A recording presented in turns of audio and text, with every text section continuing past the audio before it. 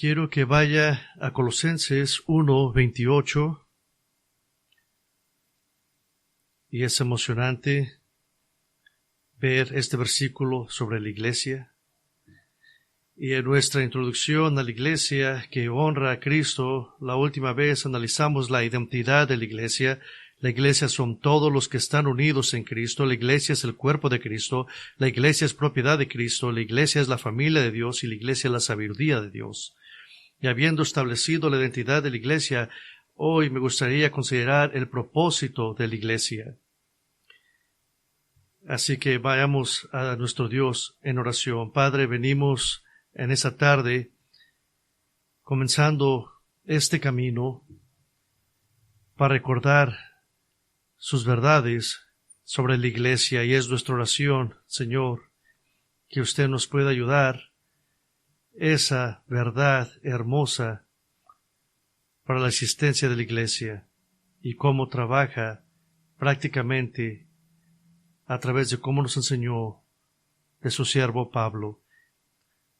Por favor, Señor, de los pensamientos que ocupamos para entender estas cosas y que no lo tomemos a la ligera y que seamos recordados estas palabras tan hermosas.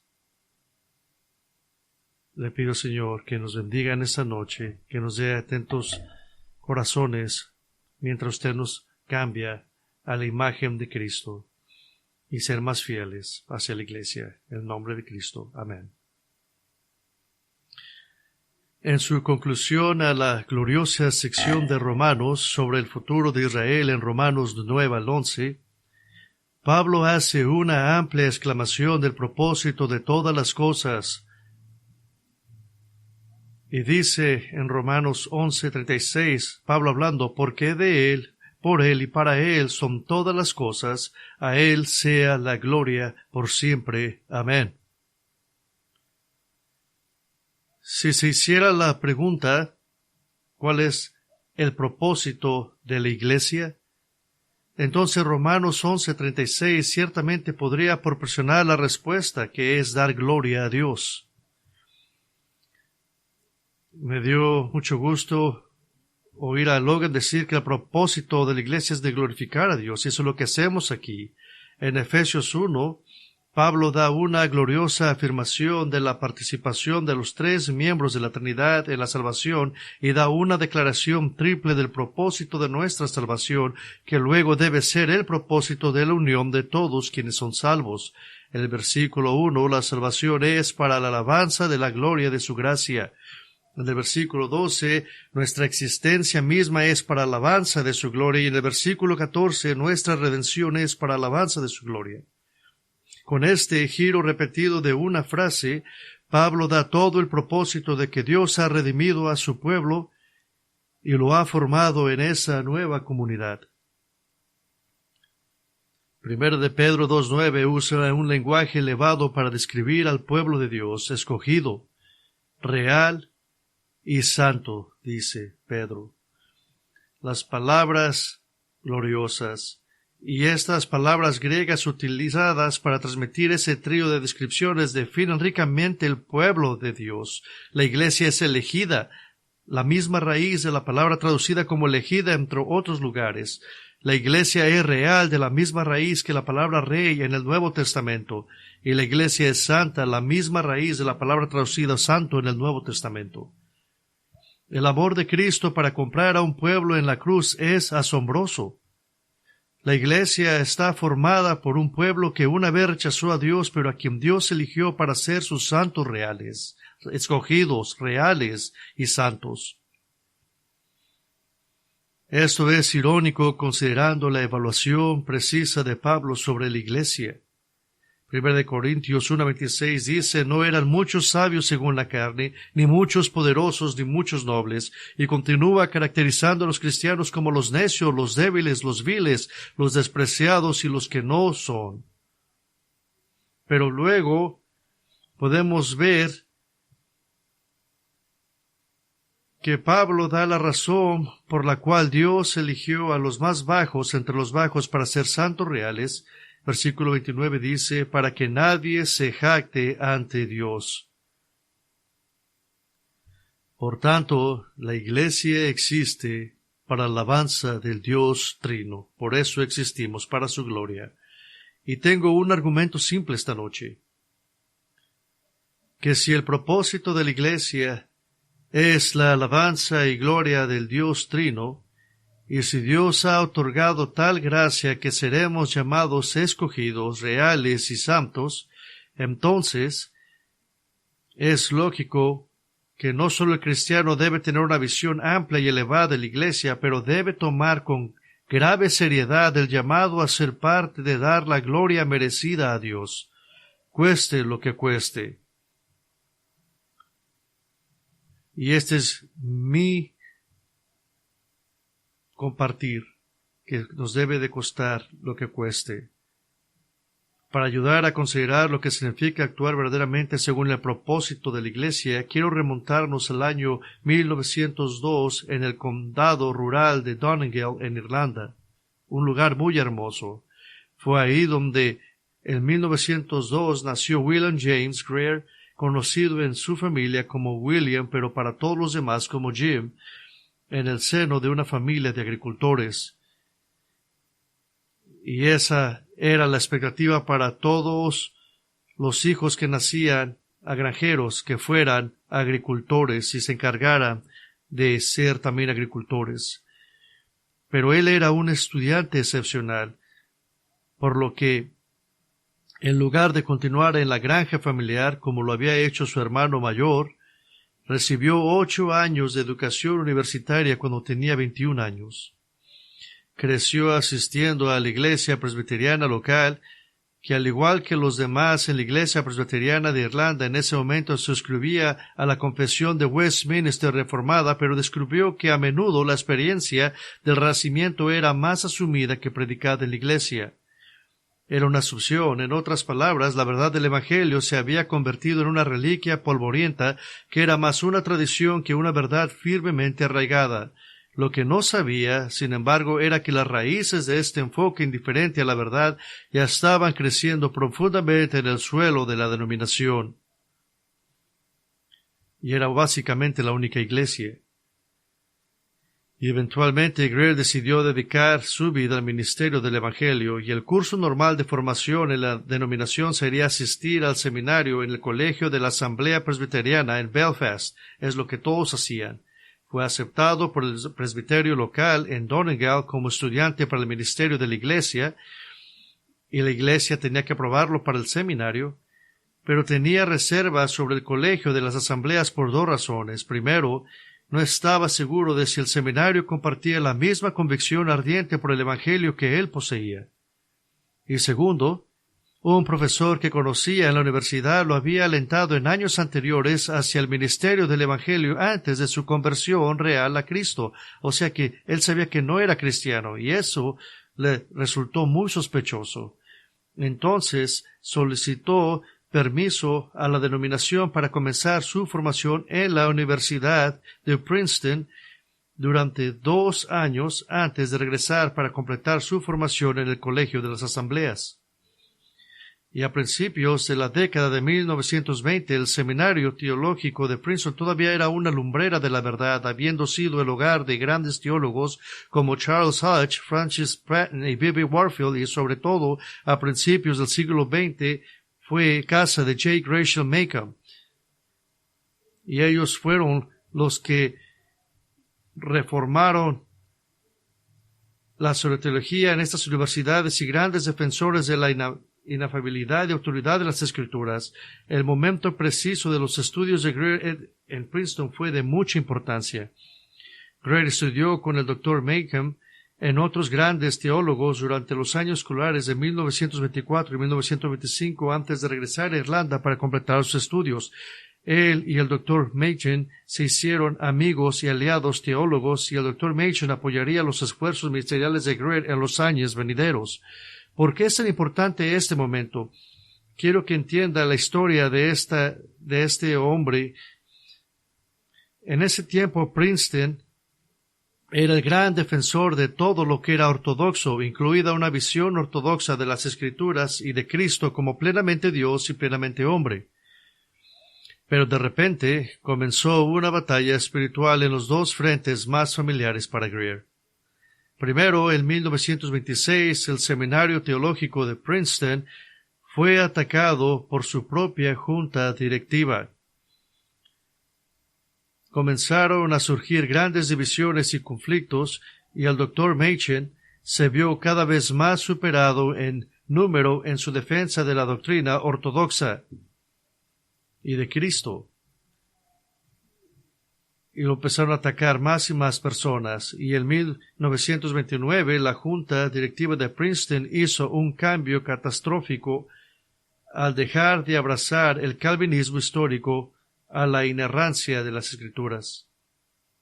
Esto fue catastrófico porque una vez que se abandona la inerrancia, se abandona la fe cristiana histórica. Y mientras el Dr. Machen estaba librando esa batalla que finalmente fracasó en Estados Unidos, Jim Greer encontró también problemas teológicos cuando regresó a Belfast en el otoño de 1925. Iba a terminar su formación teológica en el Colegio de las Asambleas, pero estaba en un mundo nuevo, completamente diferente de lo que estaba aprendiendo en Princeton. Por ejemplo, el profesor J. E. Davy negó la preexistencia de Cristo como Dios antes de su encarnación. El profesor James Hare negó resueltamente la inerrancia de las Escrituras. El director del Colegio de la Asamblea, Francis J. Paul, afirmó que la experiencia era superior a las Escrituras, que la experiencia era más importante y que valía más que la Biblia. Y esto no les cayó bien al menos a algunos pastores fieles, así que un ministro fiel de la denominación, el reverendo James Hunter, tomó la batalla públicamente y formó la Liga Presbiteriana de Estándares Bíblicos para proclamar las creencias poco ortodoxas que se transmitían a los estudiantes ministeriales en el Colegio de las Asambleas. Ahora, ¿por qué es esto importante? Era común en ese tiempo para un estudiante del seminario, es porque los estudiantes iban al seminario para que su teología fuera formada, y si todo eso estaba empezando a ser enseñado torcido, todos los estudiantes iban a ser enseñados mal, y debido a esto, el comité universitario abrió una investigación y Jim Greer fue llamado como testigo estrella, habiendo estado en clase con estos profesores. Y mientras tanto, el presbiterio de Belfast, la organización de la iglesia local bajo la cual ministraba James Hunter, lo reprendió por causar problemas. Apeló a la Asamblea General más grande y en una votación de 499 a 115, la Asamblea General votó que Hunter estaba equivocado al señalar la herejía en el propio seminario de la denominación, y eso es lo que dijeron de él. Y en 1927, Hunter tomó la vía formal de presentar cargos de herejía contra el profesor David ante el presbiterio de Belfast.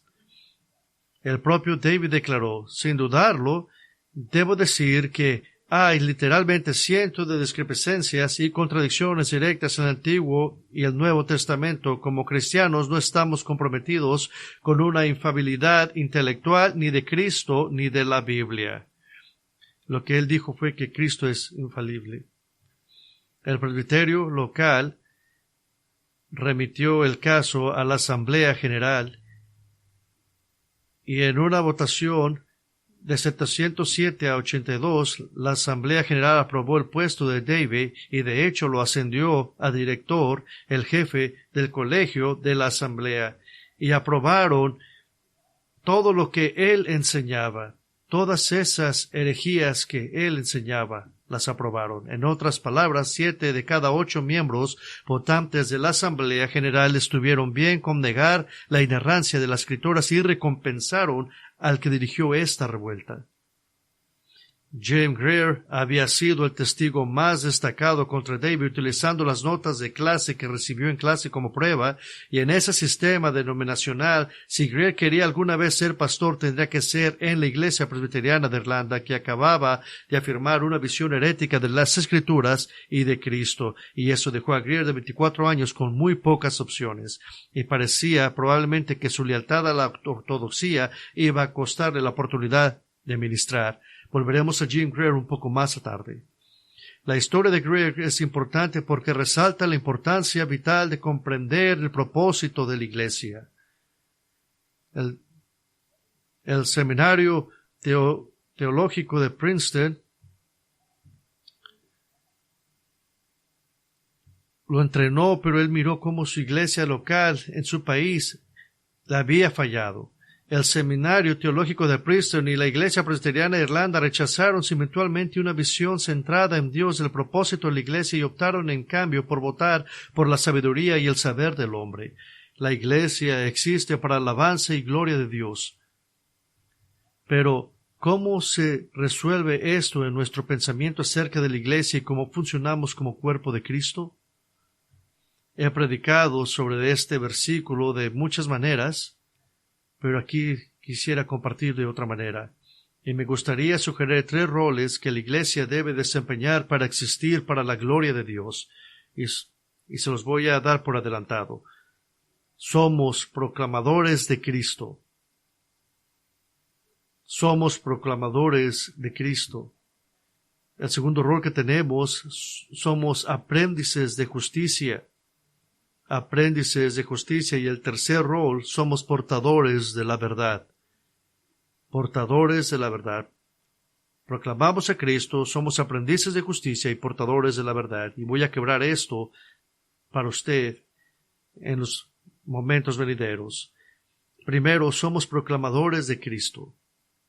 En nuestra iglesia hemos hecho que nuestra ética central, nuestra misión principal, es obedecer a Colosenses 1:28. Leamos lo que dice. Y este es el versículo que me hubiera gustado que hubiera agarrado en otra traducción. Por eso me gusta la ESV. Y dice así: a él proclamamos, amonestando a todo hombre y enseñando a todo hombre con toda sabiduría, a fin de presentar a cada uno completo con Cristo. A él proclamamos, amonestando a todo hombre y enseñando a todo hombre con toda sabiduría, a fin de presentar a cada uno completo en Cristo. Pablo acaba de caracterizar nuestra salvación como Cristo en vosotros, la esperanza de gloria, y ahora afirma que su ministerio se centra en la proclamación de Cristo, y por inferencia, este debe ser el enfoque de cada ministro del Evangelio y de cada iglesia local. Proclamar es un verbo de peso que se encuentra solo en Hechos y en los escritos de Pablo. Se usa para proclamar el Evangelio, el misterio de Dios, la palabra de Dios, Cristo mismo, su muerte, su resurrección y proclamar el perdón de los pecados. Esto está reservado para conceptos grandes y teológicos. El mensaje central de la Iglesia no es salud, felicidad, vida familiar, matrimonio, estabilidad financiera, sabiduría, vida limpia, experiencia espiritual, crecimiento en la Iglesia, sensibilidad cultural, cambio social, cambio político, deseos de que cambies, curas para enfermedades, obras de caridad o la lucha contra el deterioro moral de la sociedad. El mensaje central es Cristo. Cristo que es Dios, plenamente hombre, Salvador, juez, creador y Señor. Y me gustaría resaltar 3 facetas de lo que significa anunciar a Cristo. La primera faceta tiene que ver con proclamar la persona de Cristo. En Cristo tenemos nuestra imagen más clara de Dios. Jesús dijo en Juan 14 que verle es ver al Padre. El mensaje de Pablo fue decisivamente cristocéntrico cuando explicó a los corintios que había determinado no saber entre vosotros nada sino a Cristo y este crucificado. Yo creo que todo mi corazón que la debilidad espiritual en una iglesia local a menudo puede atribuirse a un conocimiento popular mínimo y superficial de Cristo, la persona. Pedro ordenó que crezcamos en la gracia y el conocimiento del Señor y Salvador Jesucristo, en 2 de Pedro 3:18, que nos enamoremos de Cristo y pasemos nuestra vida conociéndolo a través de las Escrituras. Debemos conocerlo como el Creador de los cielos y la tierra. Lo tenemos que conocer como destructor del ejército de Asiria de 185,000 miembros en Segunda de Reyes. Conocerlo como el que trae buenas noticias a Abraham y Sara de que tendrían un hijo. El que decreta la destrucción de Sodoma y Gomorra. El que se le apareció a Moisés en la zarza ardiente. El que estaba con Mesac, Cedrac y Abednego en el horno de fuego. El que aparece como la columna de nube y la columna de fuego. Aquel de quien Moisés dijo en Deuteronomio 18 vendría a salvar a su pueblo un día. Aquel de quien Isaías dijo que sería el príncipe de paz, el que fue profetizado en el Antiguo Testamento al menos 350 veces, el que nació siendo un bebé en Belén, el que trabajaba como carpintero, el que cambió el agua en vino, sanó a los enfermos, resucitó a los enfermos, abrió los ojos de los ciegos, abrió los oídos de los sordos, abrió el corazón de los perdidos. El que vino a la tierra con el propósito expresado de morir por los pecados de todos los que llegaran a tener fe en él. El que pacientemente tomó a 12 hombres ordinarios y mediocres, reveló la maldad de uno y convirtió a los otros 11 en hombres que transformarían el mundo con el Evangelio. El que voluntariamente fue a la cruz y fue resucitado gloriosamente. El que se apareció a más de 500 personas después de su resurrección y luego ascendió al cielo. El que ahora mismo está abogado por los suyos delante del Padre. Aquel que es la cabeza de su cuerpo, la Iglesia, que mira dentro de cada iglesia local y cada corazón de cada iglesia local con ojos de fuego llameante. El que ahora mismo se está preparando un lugar en el cielo. El que un día se levantará y se preparará para la batalla y regresará para recuperar la tierra destruyendo a todos sus enemigos. El que se sentará en el trono de su antepasado David y gobernará el mundo durante 1000 años con rectitud y justicia, el que juzgará personalmente cada pecado de cada incrédulo y los arrojará al lago de fuego, el que permitirá una rebelión más y la aplastará a ella y a Satanás para siempre, el que recreará los cielos y la tierra y devolverá a Dios un reino y ciudadanos del reino completamente purificados y perfeccionados como regalo. El que puede matar a sus enemigos con una palabra y acoger en su regazo a los niños pequeños con una sonrisa. El que fue crucificado con clavos hechos de materiales tomados de la tierra que él hizo. Aquel que colgó de una cruz para llevar el peso del pecado por cada uno de nosotros, pero se acordó de asegurarse de que su madre fuera cuidada en su ausencia.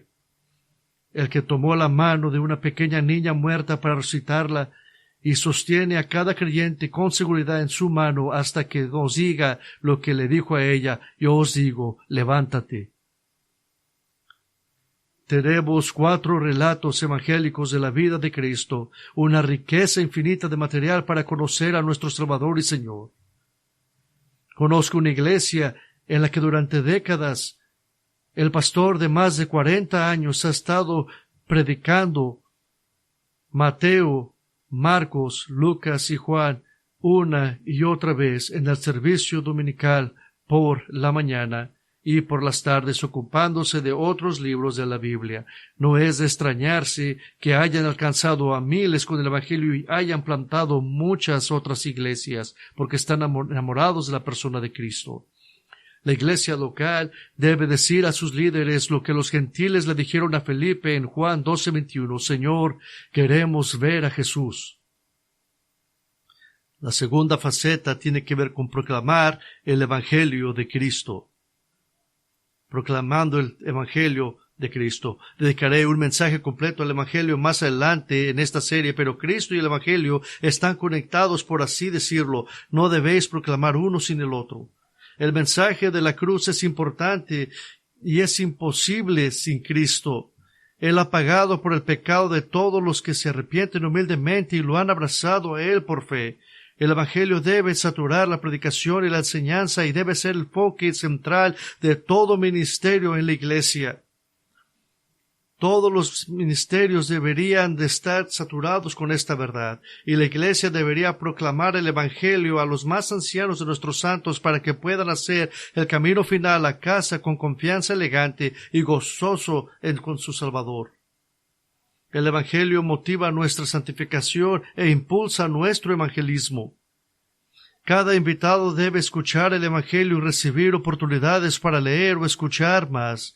La mesa del Señor recrea el Evangelio. La Iglesia debe cantar himnos que ensayen las glorias del Evangelio.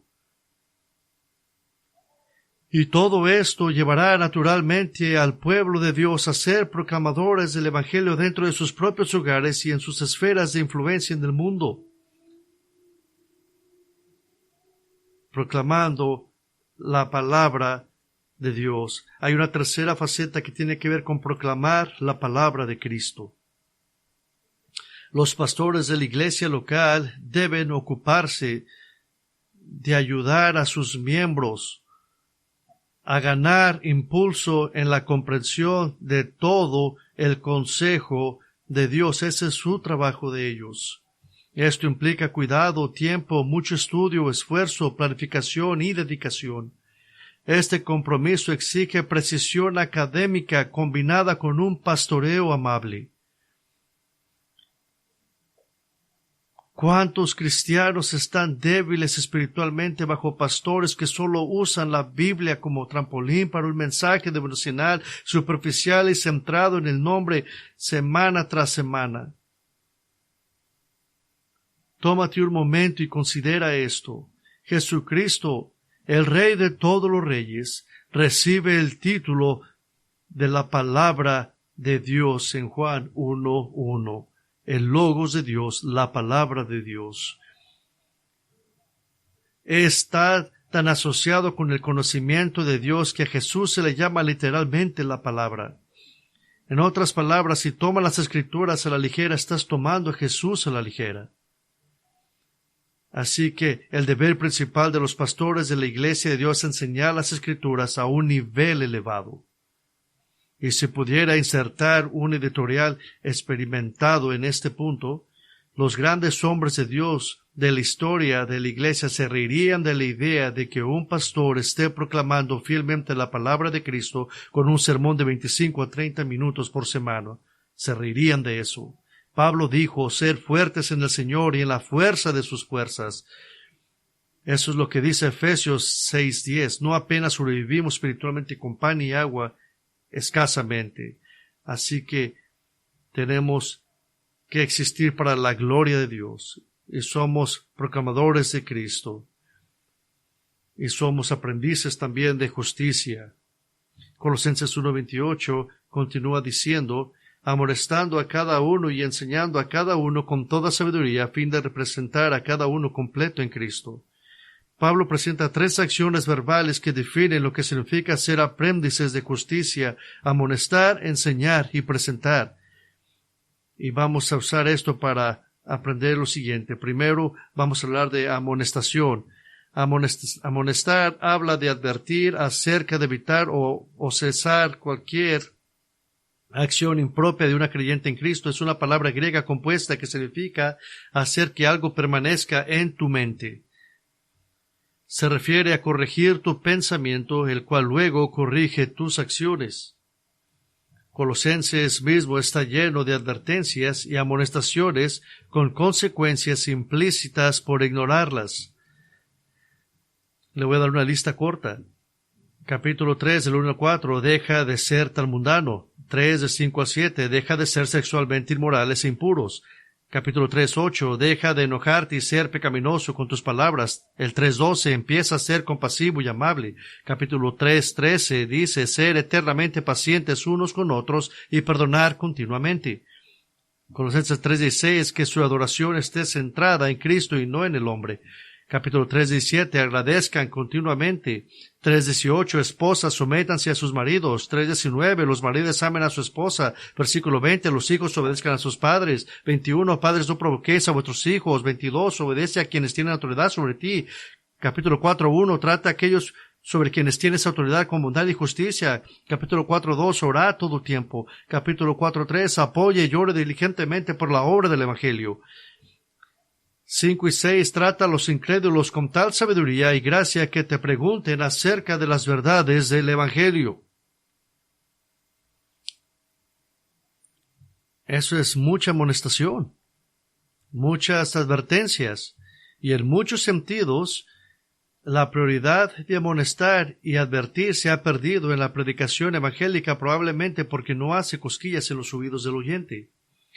El que escucha puede decir internamente, vengo, pongo un cheque grande y gordo en la ofrenda, y luego el pastor me ataca. No, gracias.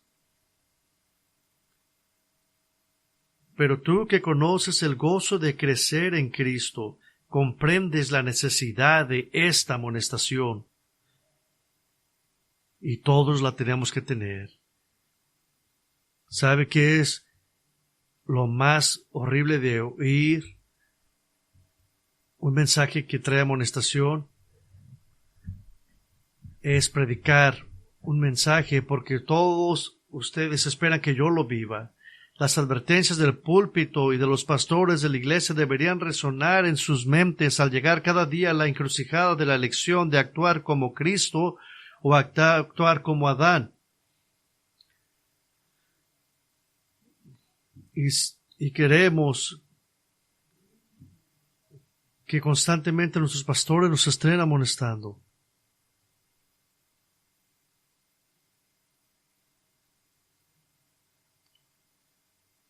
La primera, tenemos que parecernos a Cristo, y eso es nuestro trabajo y esta advertencia. Y hay una ironía colosal en la iglesia moderna, y vivimos en lo que muchos han llamado la era de la información. Y puedes aprender más en 15 minutos en la Internet que 4 horas en una biblioteca hace apenas unos años. Y sin embargo, en su mayor parte los cristianos están poco expuestos a las Escrituras y no están informados sobre el contenido de la Biblia. Y en mi experiencia es pastoral, la mayoría de las veces el cristiano profesante usa las Escrituras de manera ineficaz o no usa nada cuando se enfrenta a las pruebas de la vida. Por ejemplo, muchos tienen poco o ningún conocimiento de los temas principales de la Biblia y de cómo se conectan con la narrativa general de la historia redentora.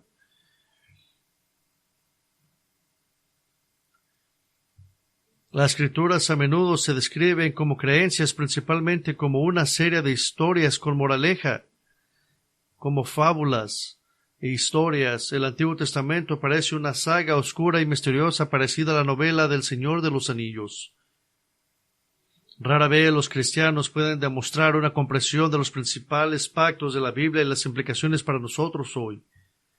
El cristianismo cultural ha dejado a la Iglesia con una comprensión devocional de las Escrituras en la que eligen versículos que les dan un impulso emocional inmediato o usan las Escrituras como un libro de promesas que deben reclamar. Y quebra mi corazón mirar lugares donde regalan libros que están fuera de contexto y que simplemente están usando la Biblia como algo emocional para las personas. Y mientras en nuestra cultura, en la que hay más información disponible al instante, si se llevara a cabo un concurso sobre agudeza y conocimiento bíblico, en el que un puritano del siglo XVII se enfrentara al miembro promedio de la iglesia actual, apostaría siempre por el puritano. Y sin embargo, es solo la palabra de Dios la que tiene el poder y la autoridad para cambiar vidas. Es la palabra de Dios que el Espíritu de Dios usa para hacernos como a Cristo. La palabra de Dios enseña, es el alma de la iglesia, el medio elegido por Dios para cambiar nuestros pensamientos, cambiar nuestras vidas y nuestra manera de pensar. Piensen en esto por un momento. En Efesios 4 habla de la ascensión de Cristo y dice que Él dio regalos. ¿Qué regalos pidiéramos en nuestro egoísmo? Pidiéramos un edificio más bonito, cuentas de banco llenas de dinero, un edificio más lujoso. Pero en Efesios 4 dice que los dones que Él dio fueron hombres, apóstoles, profetas, evangelistas, pastores y maestros. Los apóstoles y profetas han cumplido con sus deberes, por lo tanto ya no los tenemos ni los necesitamos. Los evangelistas plantan iglesias, se operan de acuerdo con el modelo de Hechos y la definición del evangelista. A los pastores y maestros a menudo se les ha enseñado y generalmente se les ha hecho creer que esto se refiere a una sola persona, el pastor maestro. Este no es un punto importante, pero esa agrupación se basa en un mal uso de una regla gramatical oscura pero clave en griego. Y mantendría esos dos cargos separados hasta cierto punto, con la diferencia de que los pastores y ancianos tienen un papel de liderazgo más activo en el cuerpo de la iglesia local. Los maestros pueden ser más especializados, como enseñar una clase en la escuela dominical, un estudio bíblico, un instructor del seminario, un instituto bíblico. Pero lo más importante es que hay un elemento común a estos 5 dones de los hombres. Todos incluyen la enseñanza.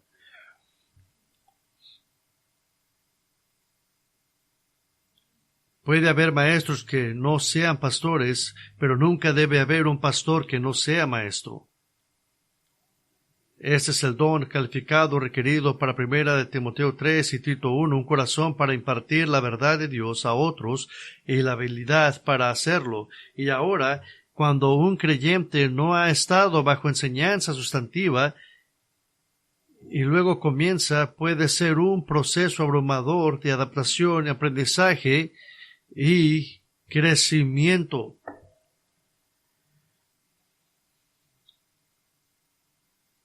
Y es importante, cuando yo miro las personas que han venido aquí 2, 3, 4 veces, que vienen de otras iglesias donde nunca han oído la palabra de Dios, y cuando se les explica la palabra de Dios, están asombrados de oír cómo se explica la palabra. Es importante tener paciencia y dejar que la palabra de Dios haga su obra con el tiempo. Creo que a menudo aquellos que desprecian la enseñanza teológica importante son aquellos que simplemente no quieren meterse con ella y simplemente quieren seguir nadando en aguas poco profundas.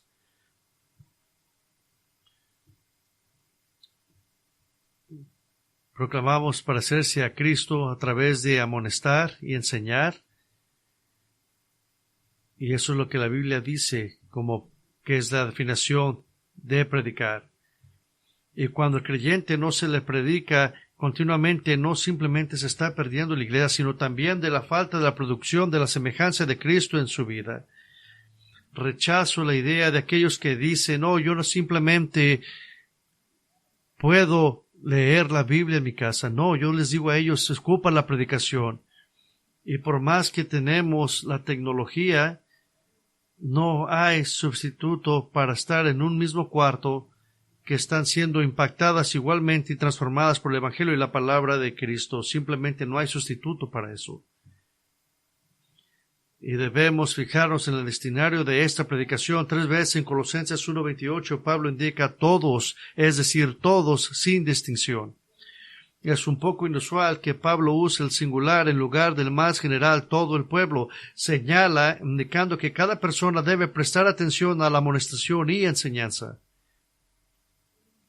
En cuanto a la herejía de Colosenses, que abrazaba un elitismo intelectual y espiritual a la que Pablo atacó, este fue un tiro directo para asegurar que todos supieran que nadie está por encima de ser corregido, amonestado y enseñado. No debe haber ninguna persona en la iglesia que se considere más allá o por encima de recibir humildemente la palabra correctora de Dios. Cada año me toca predicar a pastores Y una de las cosas de las que yo hablo a estos hombres, cuando escucho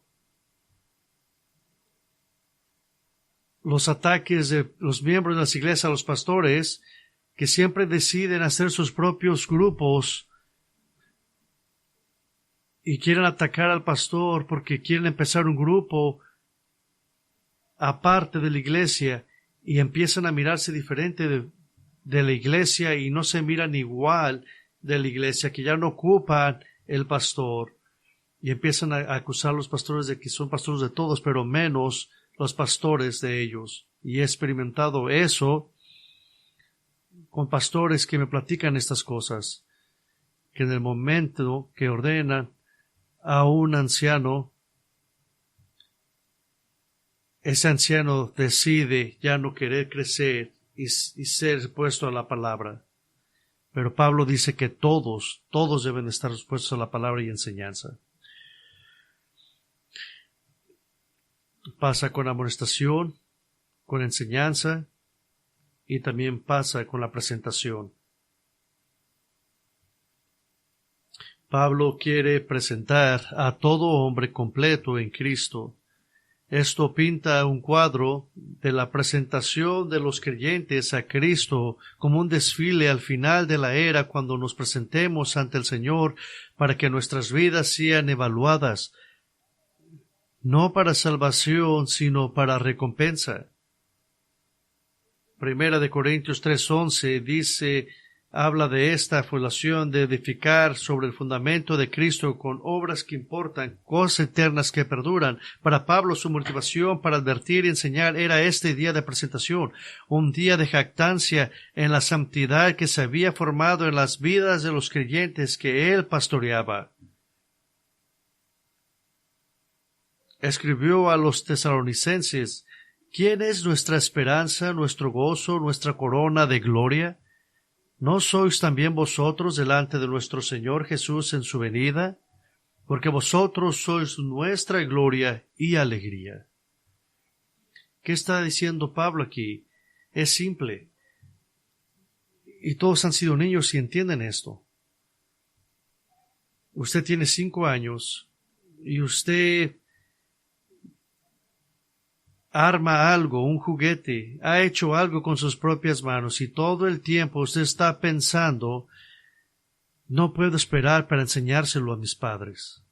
Esa es la motivación de Pablo, de poder presentar a estos hombres a Dios ya formados.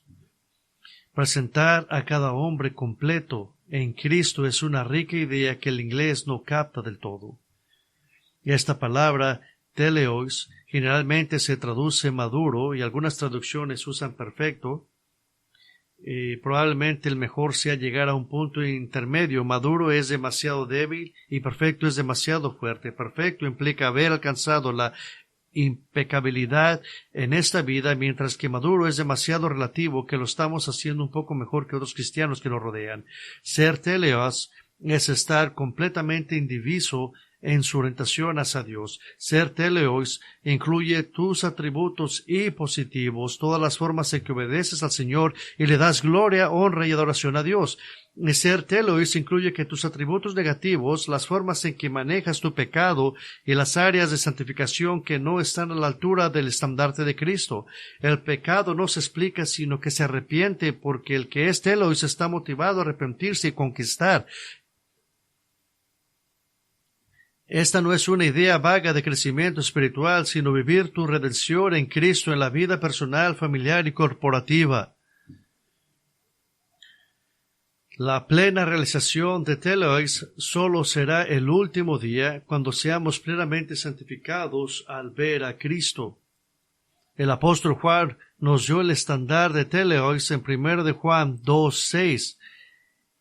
Que dice: el que dice que permanece en él debe andar como él anduvo. Ese es el estandarte. Así que somos aprendices de justicia y aprendemos la justicia a través de esos 3 verbos de amonestación y presentar. Primer rol dice que somos proclamadores de Cristo. El segundo, somos aprendices de justicia. El tercer papel que debe jugar la Iglesia para existir para la gloria de Dios, somos portadores de la verdad. Pablo dice que la amonestación y la enseñanza debe de presentar a todo hombre completo en Cristo ocurre con toda sabiduría. Esta sabiduría se encuentra única y únicamente en las Escrituras. Pero en otro lugar, Pablo pone sobre los hombres de la Iglesia una tremenda responsabilidad. En 1 Timoteo 3:15 llama a la Iglesia columna y sostén de la verdad. Está utilizando la metáfora de la arquitectura de los cimientos y pilares. Para los colosenses, la ornamentada arquitectura con la que estaban más familiarizados sería de los templos paganos. Las piedras fundamentales y los pilares estaban destinados a señalar al espectador hacia arriba, y los pilares sostenían el dintel o el friso, las piedras que tenían los grabados de la deidad primaria de este templo. Apuntaban hacia el Dios de ese templo. Y los cimientos y pilares solo funcionan bien cuando están entrelazados con los demás. Un pilar está formado por piedras idénticas apiladas, todas apuntando al espectador hacia arriba. Y las piedras de los pilares deben ser alisadas y moldeadas para que funcionen como se supone que deben hacerlo. Por lo tanto, cuanto más se forma Cristo en cada individuo de la Iglesia, mejor señalamos a Cristo y la verdad de las Escrituras. Entonces, ¿cómo llevamos la verdad para operar, como dice Pablo en Colosenses 1:28, con toda sabiduría? Pues es al hacer todo lo que hemos discutido en conjunto sobre cómo la Iglesia lleva la verdad, proclamar la persona de Cristo, proclamar el Evangelio de Cristo, proclamar la palabra de Cristo, amonestando, enseñando y presentando. Esta es una pregunta digna de hacerse a usted mismo y a su Iglesia. ¿Soy y somos portadores de la verdad por medio de nuestras vidas y por medio de la prioridad que yo y nosotros le damos a estos propósitos?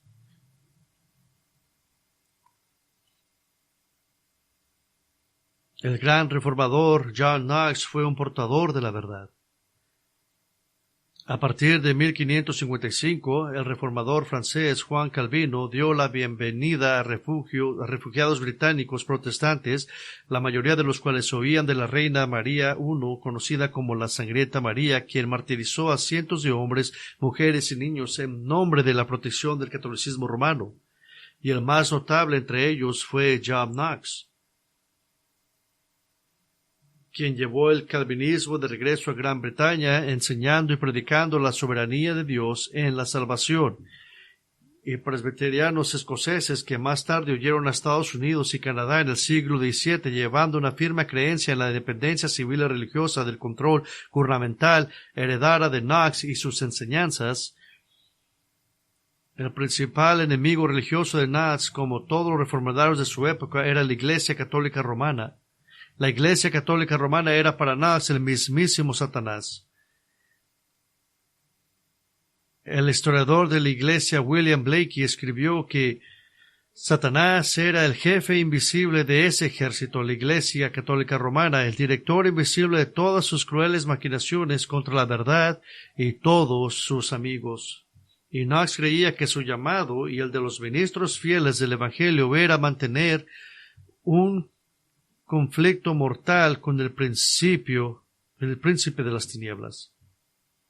Este era el deber de la Iglesia y sus líderes, ser portadores de la verdad a toda costa.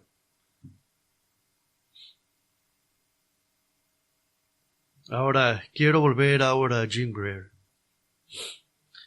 quien como ministro formado en Princeton de 24 años se opuso a la Iglesia Presbiteriana de Irlanda a favor de la inerrancia de las Escrituras y las enseñanzas ortodoxas de Cristo.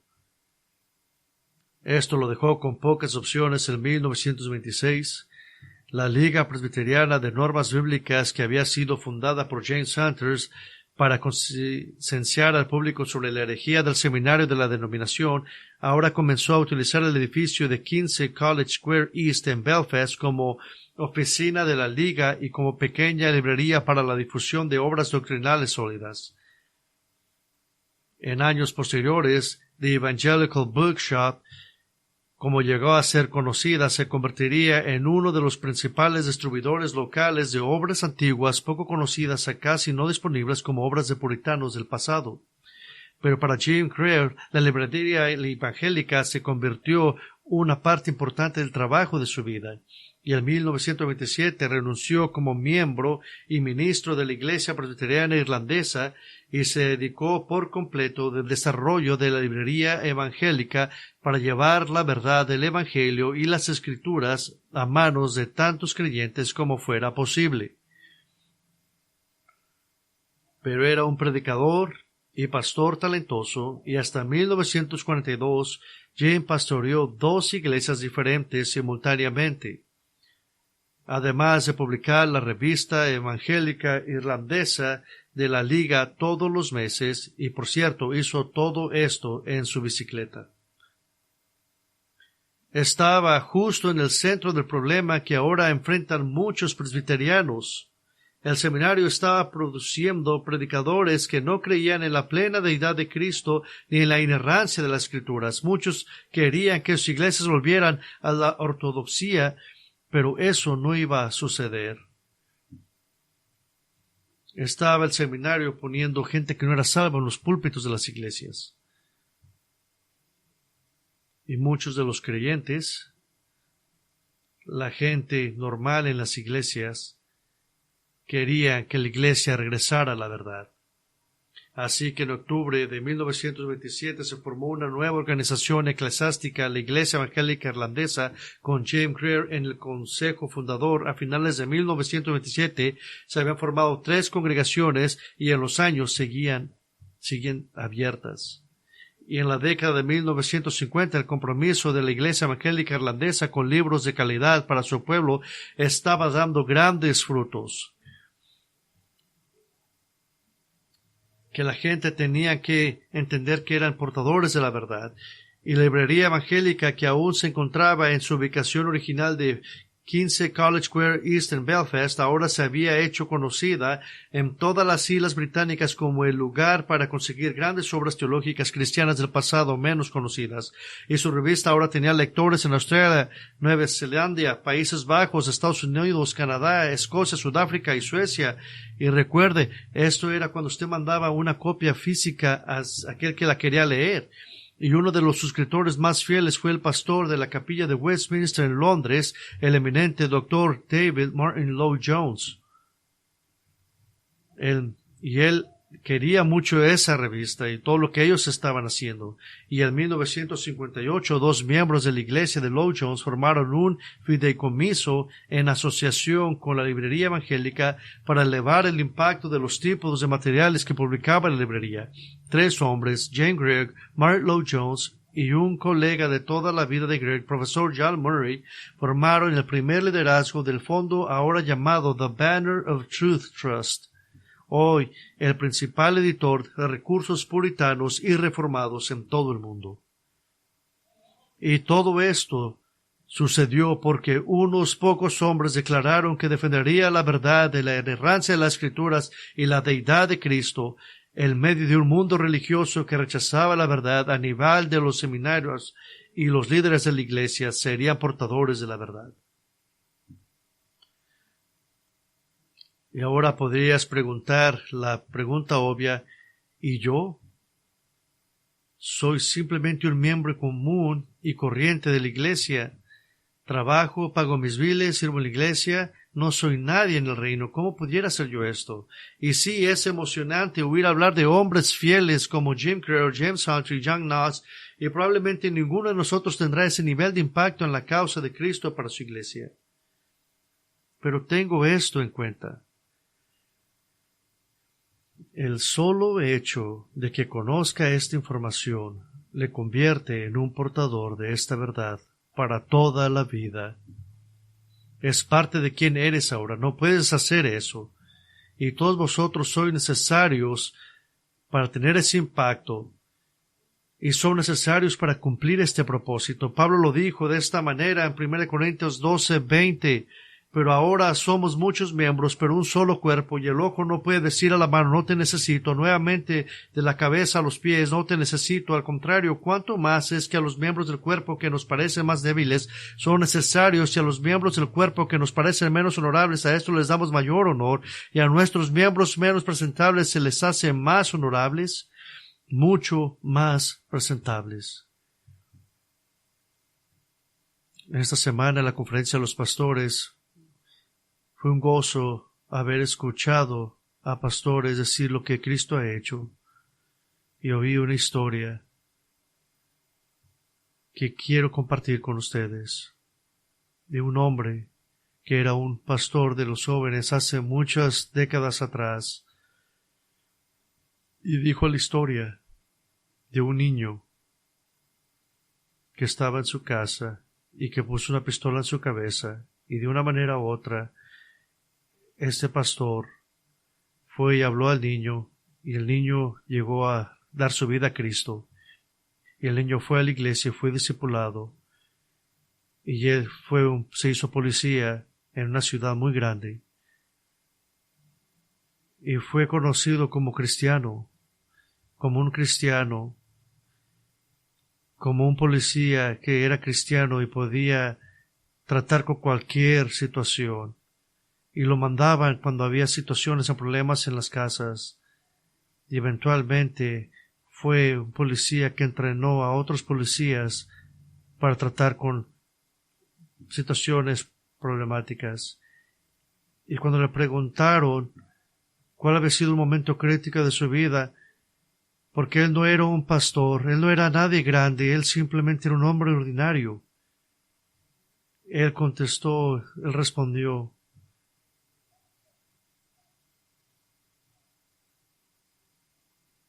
a una llamada donde estaban pasando muchas cosas, donde había muchos problemas, él fue mandado ahí.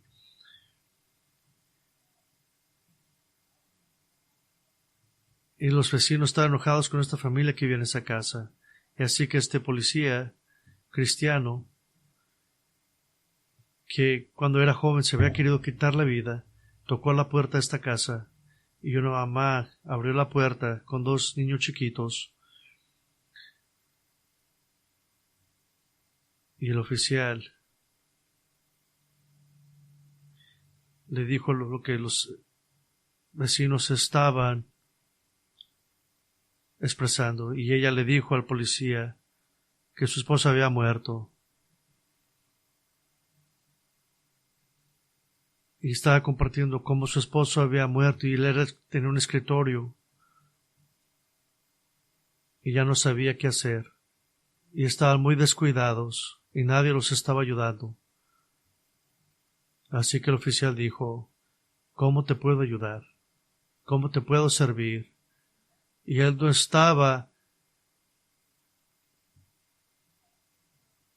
no lo dejaban compartir el evangelio, pero él era un portador de la verdad. Y ella simplemente lo abrazó y lloró porque simplemente alguien se había preocupado. Y lo que él empezó a decir, y empezó a tocar en todas las puertas de gente que se estaba quejando, y les dijo a los hombres del barrio, les explicó la situación de esta familia, y les dijo, ustedes hombres tienen que ser padres para estos niños, y ustedes hombres tienen que cuidar a esta persona, y ustedes tienen que llevar a esos niños a la iglesia. Tienen que llevarlos a la iglesia. Y ellos lo hicieron. Y esos vecinos empezaron a ayudar a esta familia. Y después de 25 años, este oficial, este hombre alcanzó